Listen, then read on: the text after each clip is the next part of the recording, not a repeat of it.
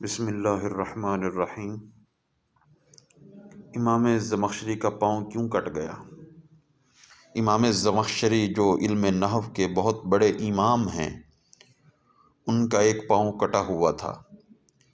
کٹنے کا واقعہ انہوں نے خود بیان کیا ہے، جو کہ روح البیان میں علامہ اسماعیل حقی نے بھی لکھا ہے، اور بھی بہت سی کتب میں ہے، وفیات الاعیان میں ہے۔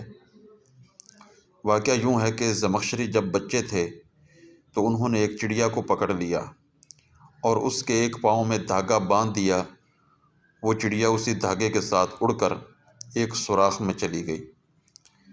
زمخشری نے دھاگے کو زور سے کھینچا تو چڑیا کا پاؤں دھاگے سے کٹ گیا، جو دھاگے کے ساتھ لڑک کر نیچے آ پڑا، جس کا زمخشری کی والدہ کو بڑا دکھ ہوا، اور والدہ کی زبان سے یہ الفاظ نکل گئے: قطع اللہ رجلک کما قطعت رجلہ۔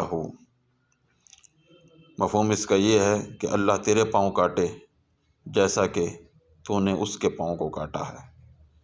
زمخشری فرماتے ہیں، اس کے بعد علم حاصل کرنے کی غرض سے میں بخارا گیا تو اپنی سواری سے گر پڑا، جس سے میرا پاؤں ٹوٹ گیا۔ اس واقعہ سے ہمیں یہ سبق ملتا ہے کہ والدین کی بد دعا سے ہمیشہ بچنا چاہیے، کیونکہ ان کی دعا اولاد کے حق میں ضرور قبول ہوتی ہے، خواہ کیسی ہی کیوں نہ ہو۔ ابن ماجہ میں حدیث نمبر 3862 ہے کہ رسول اللہ صلی اللہ علیہ وآلہ وسلم نے ارشاد فرمایا، 3 دعاؤں کی قبولیت میں کوئی شک ہی نہیں ہے۔